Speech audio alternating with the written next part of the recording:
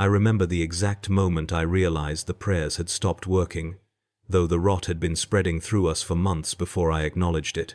Faith dies slowly in the cramped darkness of a battle tank, eroding like the treads beneath us, grinding against rockcrete and bone, wearing away. Until one morning you wake pressed against cold metal and understand that the words you mouth during morning observance are just sounds, empty as the void between stars. By then it was far too late for any of us. The beast had become our coffin, the war had become our hell, and the Emperor, if he watched at all from his golden throne, had long since turned his immortal gaze away from 5 men dying by inches in a machine that stank of oil and fear, and something darker that had no name. They called her Indomitable Spirit, stamped in Gothic script across her glacis plate, beneath layers of battalion heraldry and purity seals that fluttered like dying moths in the hot wind. We called her the Beast, and we lived inside her steel belly for 18 months on a forge world whose designation I can no longer remember, killing in the Emperor's name until the killing became mechanical and the name became hollow, and we could no longer tell the difference between righteousness and murder. She was a Lehman Russ battle tank, 70 tons of blessed ceramite and sanctified adamantium, her flanks scarred by 100 engagements across a dozen worlds I had ceased to care about. Inside, she smelled like every tank smells after months of continuous deployment. Machine oil mixing with human sweat, recycled air that tasted of copper and chemicals, cordite residue that coated your throat and lungs until you coughed black phlegm into your hands, and underneath it all, a smell like meat gone bad in a warm place. Though we cleaned regularly and observed all the proper rituals of maintenance and sanctification, I was the gunner. Had been for 7 years across 3 campaigns. I knew every rivet in that turret, every scratch in the gun sight glass, every quirk of the firing mechanism that required a specific touch, a precise pressure, the kind of intimate knowledge that comes from spending more time with a weapon system than with any human being. My hands moved across the controls without thought, muscle memory programmed through thousands of hours of drill and combat, until the act of killing became as natural as breathing, as unconscious as a heartbeat. When I close my eyes now, in this cell where they have left me to contemplate my sins, I can still feel the firing stud beneath my finger, still feel the tank buck as the battle cannon roared. I still feel the satisfaction. Yes, I will admit it now. The satisfaction of watching the target disintegrate through my gun sight. They trained that satisfaction into us, rewarded it with commendations and promotions and the approval of our commanders, taught us to take pride in our lethality, to measure our worth in confirmed kills and destroyed targets. Only later did we understand what they had done to us, what we had become. Commander Harkin led us. His face had been rebuilt after a greenskin shell took its jaw on some world whose name he never spoke, leaving him with a vox grill grafted into his throat that made his voice sound like grinding metal, mechanical and harsh, but somehow appropriate for the orders he gave. He had served for 23 years, had crewed 7 different tanks before the Beast, had survived engagements that killed better men through a combination of skill and luck that seemed so absolute. We believed the Emperor truly guided his hand. We trusted him with our lives because we had no choice, and because he had earned that trust through blood and fire, through decisions that kept us alive when other crews burned. When he spoke, his vox grill voice cutting through the chaos of battle, we obeyed instantly and without question, because that obedience was the only thing standing between us and death. Later, when the faith began to crack, I would wonder if that absolute obedience had been our first mistake, if questioning might have saved us. But soldiers do not question, not in the Astra Militarum, not if they want to survive. Mikhail drove the Beast with a delicacy that seemed impossible given his size. He was enormous, shoulders so broad he had to angle himself to fit through the driver's hatch, hands like slabs of meat that somehow danced across the controls with the precision of a medicae performing surgery. He sang while he drove, old hymns in a language I did not recognize but which sounded ancient and holy, his voice a deep rumble that you felt through the tank's frame more than heard. He told us once that his grandmother had taught him the songs, that they were prayers to the Emperor in a tongue that predated the Imperium's current Gothic, that they held power if sung with true faith. I believed him then. We all did. Faith was easy when the shells were landing elsewhere, when victory seemed certain, when the commissar's bolt pistols stayed holstered, and our ration packs were only 3 weeks past their expiration date. Petier manned the loader's station, feeding the battle cannon with shells that weighed 40 kilograms each. His movements economical and precise despite the confined space and the heat and the constant motion of combat. His arms were corded with muscle and covered in faded tattoos, scripture in High Gothic that had blurred with age and scar tissue until the words were illegible. Though he swore he could still read them by touch alone, running his fingers over the raised tissue and reciting verses from memory. He had been loading shells for 16 years, had served in 4 different regiments as they were ground down and reformed and ground down again, had survived through pure stubborn refusal to die despite being wounded 11 times by his count. He kissed each shell before loading it, his lips moving in silent prayer, blessing the ammunition that we would fire into human bodies and call it righteousness. The ritual comforted us, made us believe our violence was sanctified, that we were instruments of divine will, rather than just killers with better equipment than our victims. And there was Davos, young and pale and terrified, barely 19 standard years old, fresh from training with eyes that still held innocence and a faith so pure it seemed to glow. He manned the forward-mounted weapons, hunched in the hull with his face pressed to his gun sight, his body folding into the cramped space with the flexibility of youth. He flinched at every impact in those first weeks, would squeeze his eyes shut when we rolled over bodies. He would vomit after engagements into a bucket we kept for that purpose, until he learned to keep his stomach under control. We were all young once, all believed as he believed, all thought ourselves righteous warriors in the Emperor's great crusade. We watched his faith with something like nostalgia, knowing it would not last, knowing the war would grind it away as it ground away everything, but hoping perhaps that he might be different, that he might maintain that purity we had all lost. We were fools. We deployed to the Forge world with 300 tanks and the promise of swift victory. The briefing said the insurgents were poorly armed factory workers who had rejected the Emperor's light, seduced by heretical promises, and that we would crush them within 3 months and restore order to the planet's manufactorums. The officers spoke with certainty, pointing at hololithic maps that showed our route of advance, our objectives, our projected casualty rates, acceptable losses, they called them, as if the men inside those percentages were not real, were not flesh and blood and souls that would be snuffed out in service to the Imperium's endless hunger for compliance. We believed them because we had been taught to believe, because doubting the orders of our superiors was the first step toward heresy, because faith required trust in the chain of command that stretched from our commander all the way up to the Golden Throne itself. The Forge world was dying when we arrived, had been dying for centuries, its atmosphere choked with pollutants from the manufactorums that covered its surface like a cancer, its population numbered in the billions but invisible, living and working and dying in conditions that made our tank's interior seem spacious and clean. The sky was the color of old bruises, purple and yellow and black, and the air tasted of chemicals even through our rebreathers. The cities, if you could call them cities, stretched for hundreds of kilometers, hab blocks and factory complexes and processing plants, all merged into a single cancerous mass of ferrocrete and corroded metal. The streets ran with effluent from the manufactorums, rivers of industrial waste that glowed faintly in the darkness and gave off vapors that made your eyes water and your throat close. This was an imperial world, loyal for 10,000 years. And this was what that loyalty had bought them, the privilege of slow death in service to the machine god and the Emperor's eternal war machine. The insurgents fought harder than the intelligence reports had suggested. They had real weapons, military-grade equipment that should not have been available to factory workers, and they knew how to use them with a proficiency that spoke of proper training.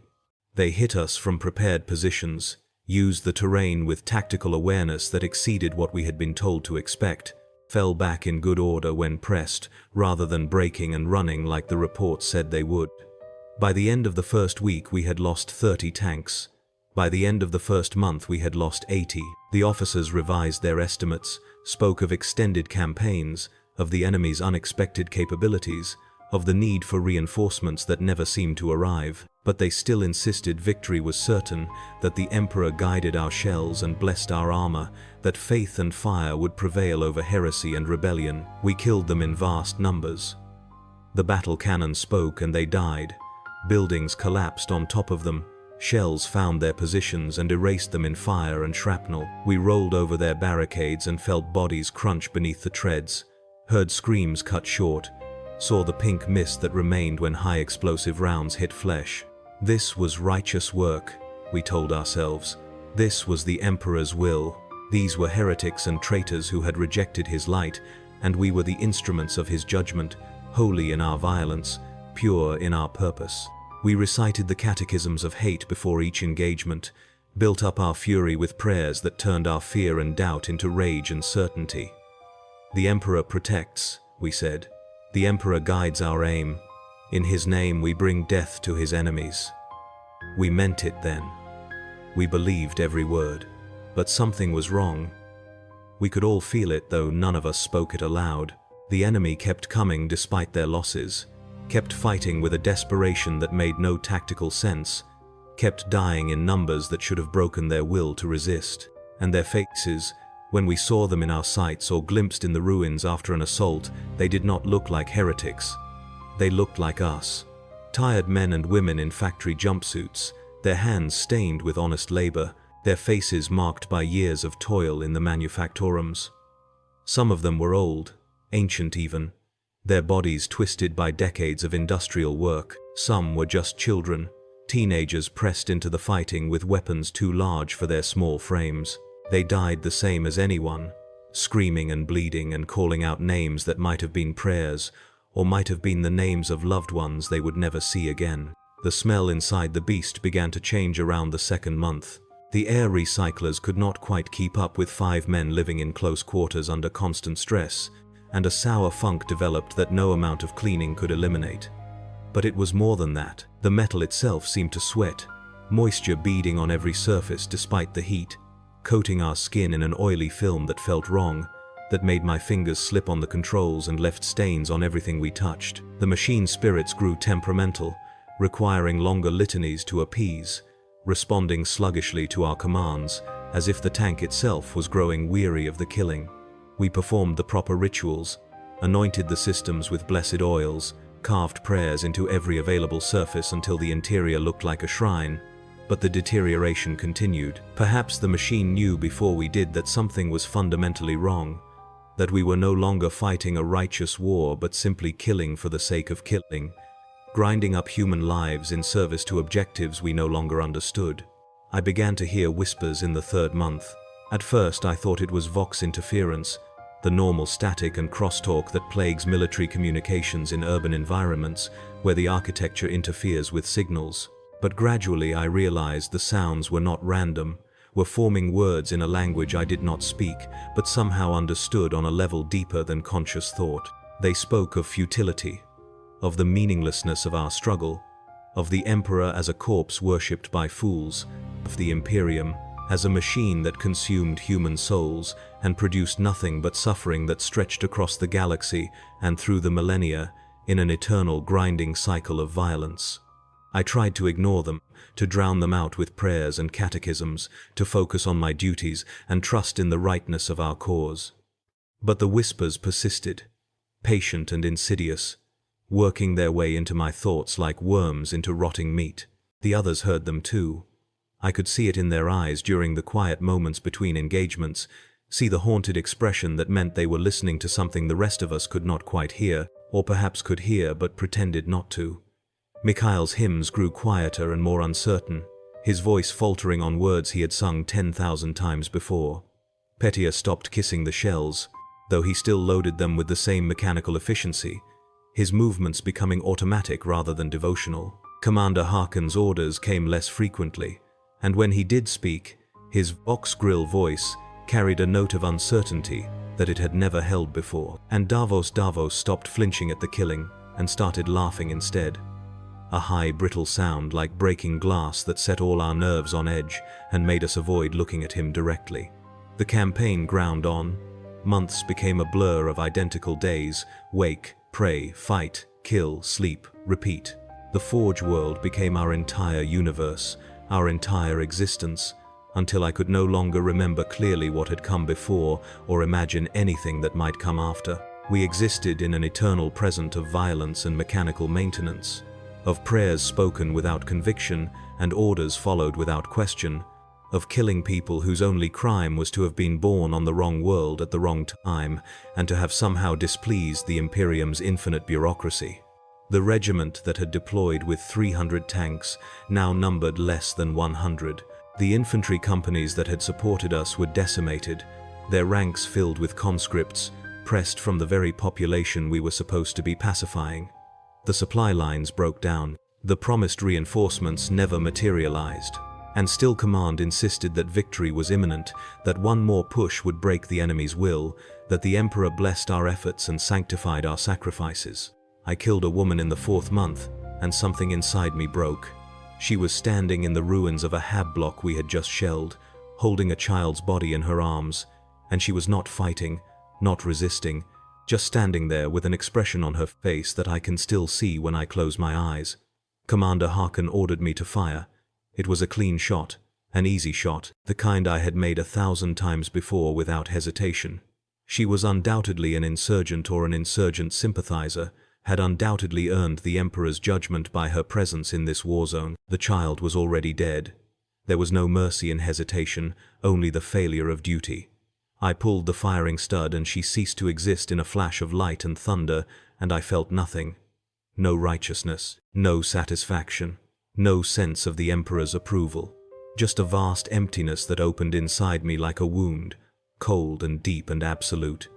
The prayers tasted like ash after that. The catechism sounded like lies. The certainty I had carried for 7 years crumbled away like rust from old metal, leaving nothing behind but the hollow understanding that we were killers, had always been killers, and that the holy purpose we had wrapped around our violence was nothing but words. Empty words meant to let us sleep at night, after doing unspeakable things to people who had committed no crime except existing in the wrong place. When the Imperium decided their world needed to be pacified, we should have reported our doubts to the Commissar. That is what we had been taught, what the regulations demanded. Doubt is the gateway to heresy. Heresy must be purged before it spreads. The Emperor's mercy is found in the bolt shell that ends a corrupted life before it can corrupt others. We all knew this.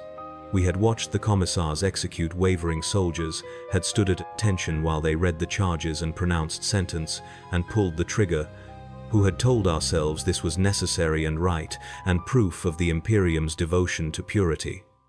But we said nothing.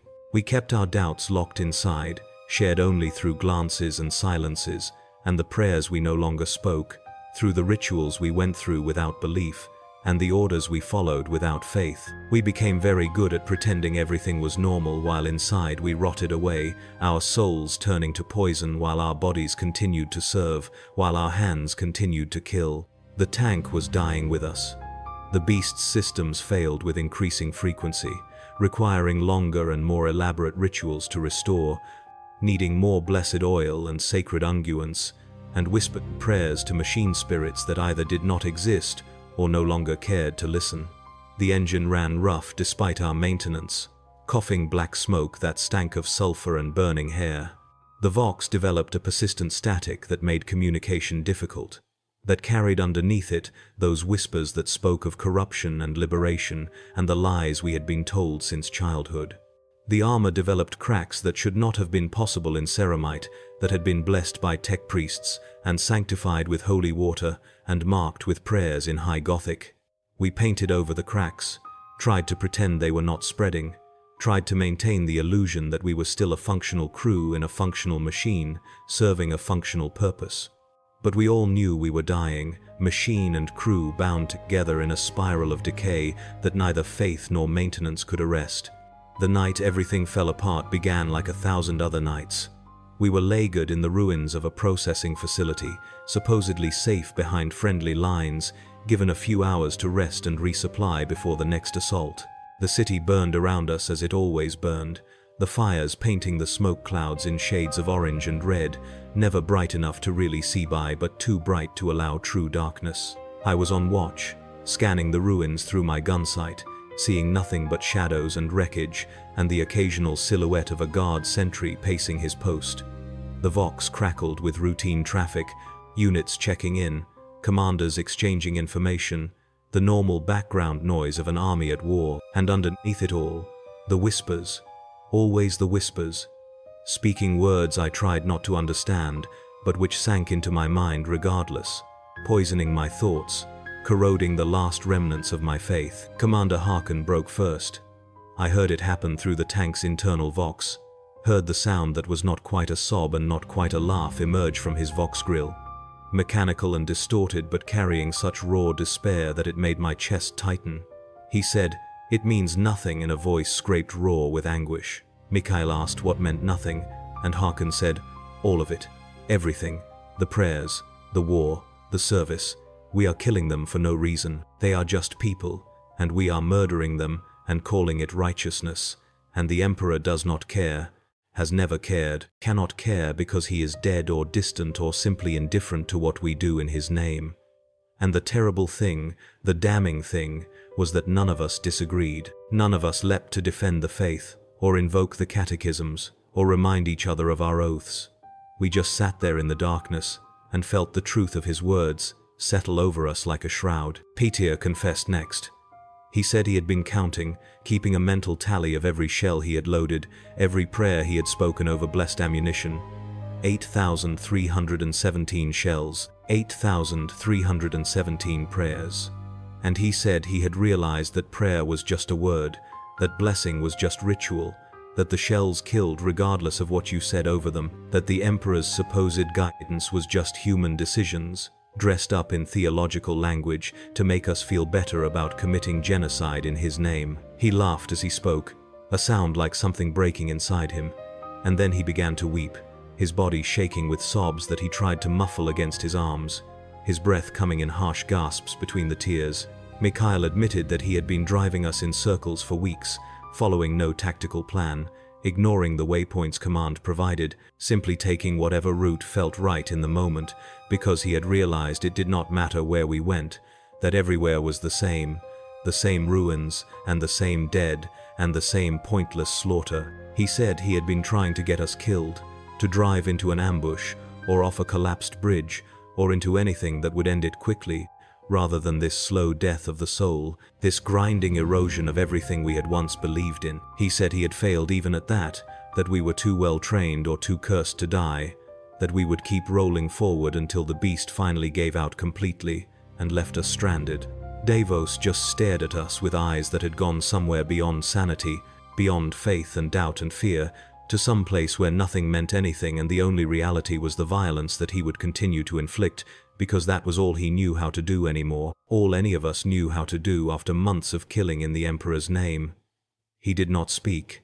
His silence was somehow louder than our confessions, more damning than any words could have been. I told them about the whispers, told them everything I had been hearing, every heretical thought that had been planted in my mind like seeds in poisoned soil, growing into doubts that choked out any possibility of faith. I told them that I no longer believed the Emperor protected us, that good men died screaming every day despite their prayers and devotion, that the divine providence we had been promised was nothing but random chance dressed up in theological language. I told them that I thought we were already damned, that our souls were forfeit the moment we started calling murder righteousness, that whatever judgment awaited us would not involve the Emperor's mercy, but something far darker and far more honest. I told them that the only truth I still believed in was that we were killers, had always been killers, and that every shell we fired in the Emperor's name was just another murder we would have to answer for eventually. We sat in the darkness of the tank and shared our heresy like men sharing poison, each confession making the next easier, each admission stripping away another layer of the lies we had believed and the lies we had told ourselves. We spoke of the Imperium as it truly was not the glorious empire of humanity spanning the stars, but a grinding machine of bureaucratic cruelty that consumed human lives by the billions and produced nothing but war and death and suffering that had no purpose beyond its own continuation. We spoke of the Emperor not as a god but as a corpse on a throne, sustained by the daily sacrifice of thousands while his empire rotted around him, The dream of unity long since curdled into nightmare. We spoke of ourselves as murderers with the excuse of orders and duty and divine mandate, but murderers nonetheless, and we would carry the weight of what we had done for however long we lived, which probably would not be long given what we were saying, given how far we had fallen. A figure appeared in the ruins outside. We all saw him through our various vision blocks and gun sights, a man in robes that might once have been white, but were now stained with soot and other things, his face hidden beneath a hood, his body utterly still in a way that no living person should be able to stand. He raised one hand in what might have been greeting or summons or benediction, and he waited, patient and silent, while we made our choice. Commander Harkin opened the hatch. The sound of the locks disengaging echoed through the tank, followed by the rush of outside air that smelled of burning and chemicals but tasted sweet after months of breathing our own stink. We climbed out one by one, emerging from the beast, like men being born into a world we no longer understood, our feet crunching on broken glass and rubble, the city burning around us in the eternal twilight of the Forge world's poisoned sky. The other tanks sat dark and silent nearby, their crews sleeping or dead or simply unaware that 5 men were walking away from everything they had sworn to serve. The robed figure waited as we approached. His smell reached us first, incense and rot mixed together, sacred corruption or corrupted sanctity. The boundaries between blessing and curse dissolved into something that could be either or both or neither. He spoke, and his voice was the whispers I had been hearing, but clearer, stronger, more real. He said that we had been chosen by our doubts, that our crisis of faith had opened us to truth, that the emperor we served was a lie, and the Imperium was a prison, and that there were other powers, older powers, powers that valued honest service over blind obedience, that offered freedom in place of faith and truth in place of doctrine. He said that we could serve them, serve the dark gods who ruled the warp, who valued the violence and cruelty that lived in human hearts, rather than demanding we pretend those impulses were righteous. He promised that we would no longer need to lie to ourselves about what we were, that we could embrace our nature as killers and find in that embrace a terrible kind of honesty, a liberation from the cognitive dissonance that had been tearing us apart for months.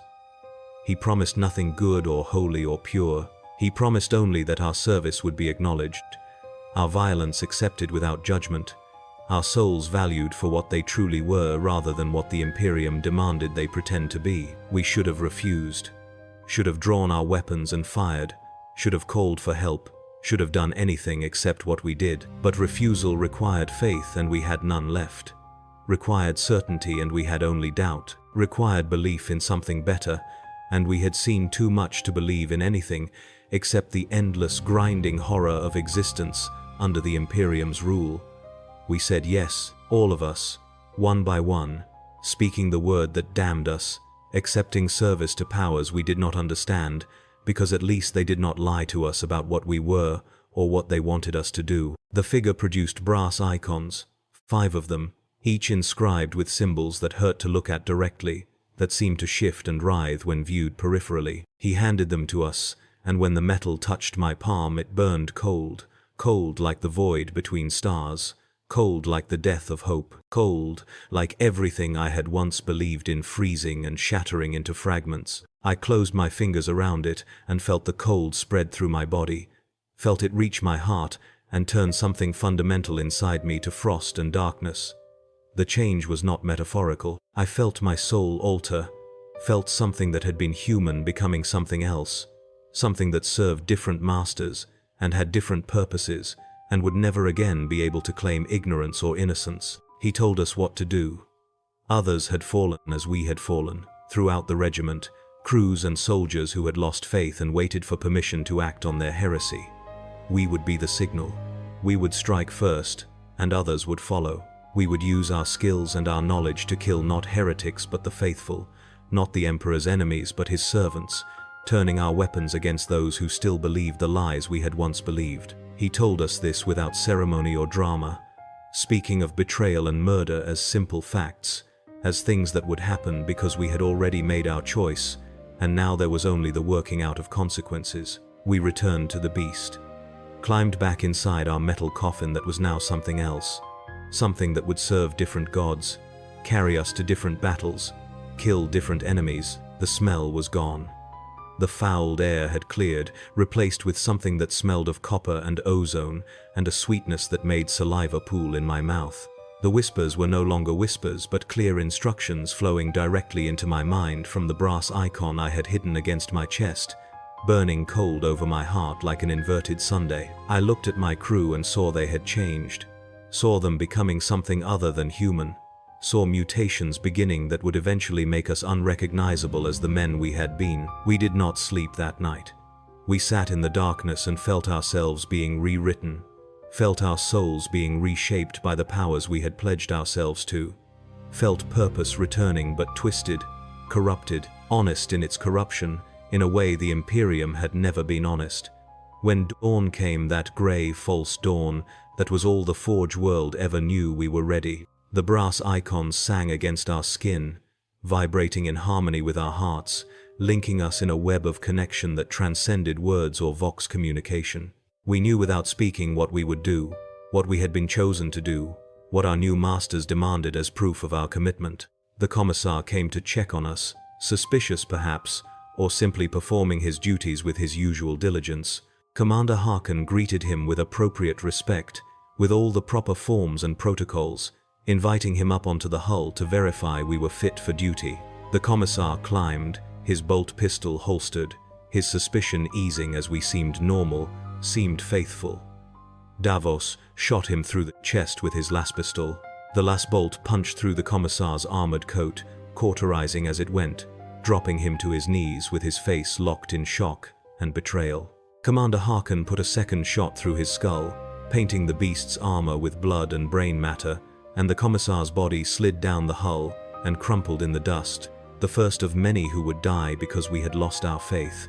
We rotated the turret toward the nearest tank, the crew inside still sleeping, still faithful, still believing the Emperor protected them. The battle cannon spoke, and their machine became their tomb, the shell penetrating the armor and detonating inside, turning metal into shrapnel and men into meat. We rolled forward, crushing the commissar's corpse beneath our treads, feeling it crunch and pop, and we engaged the next tank and the next, killing our brothers, destroying those who had fought beside us, bringing the Emperor's judgment down on his own servants with an efficiency born of long training and perfect knowledge of their tactics and dispositions. The lager became a massacre.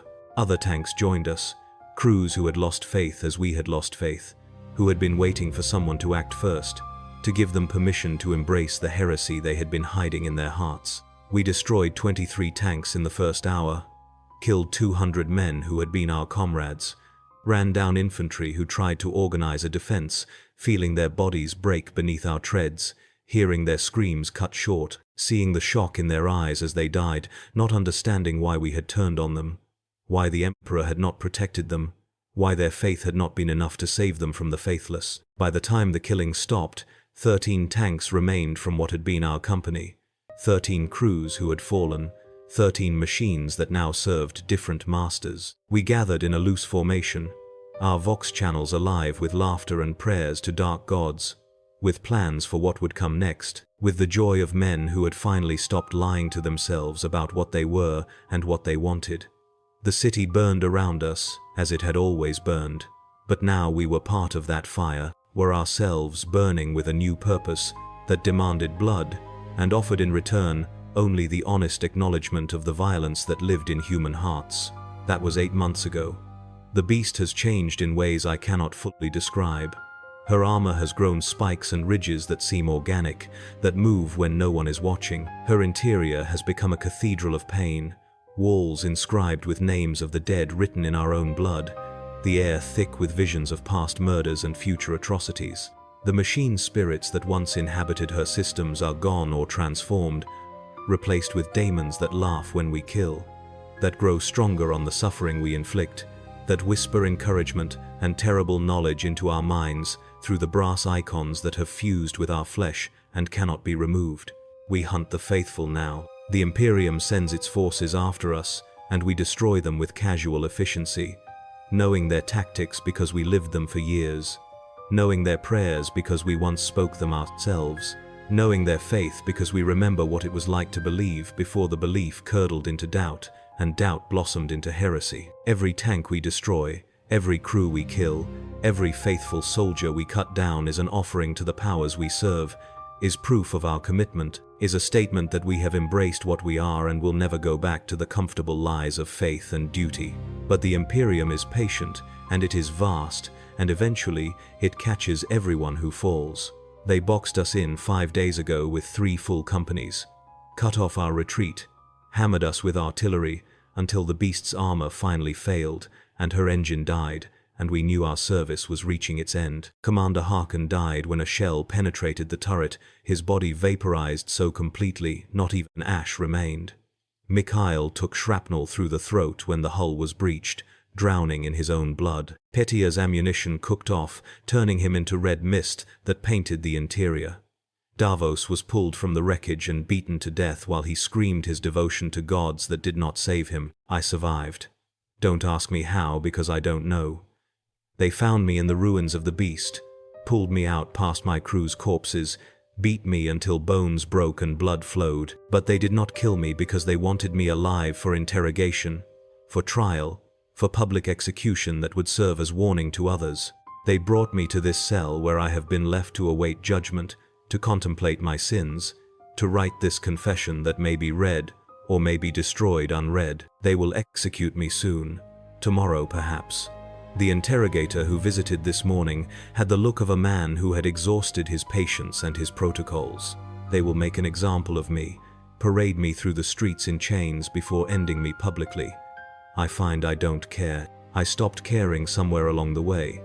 Lost the capacity for fear when I lost the capacity for faith. But I wanted to write this first. Wanted to document what happens when a tank crew loses faith. Wanted to set down the truth that the Imperium does not want acknowledge that faith fails when faced with the reality of what the Emperor demands, that doubt is not weakness, but honest recognition of the horror we perpetrate in his name, that damnation is sometimes the only sane response to the lies we are told to believe. They are coming now. I can hear boots on stone, weapons clanking, prayers being muttered by men who still believe because they have not yet killed enough to doubt. They will take me to whatever fate awaits, and I will go quietly because resistance is futile and because some part of me is curious to see what lies beyond the bolt shell or the noose. I leave this account as my only legacy, as evidence of the price of faith and the cost of its loss. I leave it as warning to any who serve with absolute certainty. Your faith will fail if you are honest about what you see. And when it fails, you will discover there is no mercy waiting, only the long fall into darkness that I have taken. The Emperor protects, they say, but he does not. He never did. And we murdered in his name anyway, and called it righteous, and believed we were holy until the moment we could no longer believe anything at all. That is what happens when a tank crew loses faith. That is the truth beneath all the prayers and catechisms and holy doctrine. We are alone in metal coffins, killing for a corpse god who cannot care, in a war that has no meaning, until we die or damn ourselves, or discover too late that damnation was always our only honest choice. The door opens. Light spills in. They call my name the name I had before I became a number, before I became a heretic, before I became this thing that awaits execution in the darkness. I stand, my chains rattle, I face the light, and I go to meet whatever judgment waits, knowing that I deserve none of the Emperor's mercy and expecting none of his grace. Knowing only that I served faithfully until I understood what that service truly meant, and then I fell, because falling was the only honest response to the truth I could no longer deny. May whoever reads this understand. May they learn from my fall, or may they fall themselves and discover, as I did, that sometimes damnation is just the word the Imperium uses for honesty, for refusing to keep lying, for admitting that we are killers, serving killers in an empire built on bones and maintained by blood and justified by nothing but its own perpetuation. I am ready. The Emperor protects, but he does not. He never has. And that, in the end, is all that matters.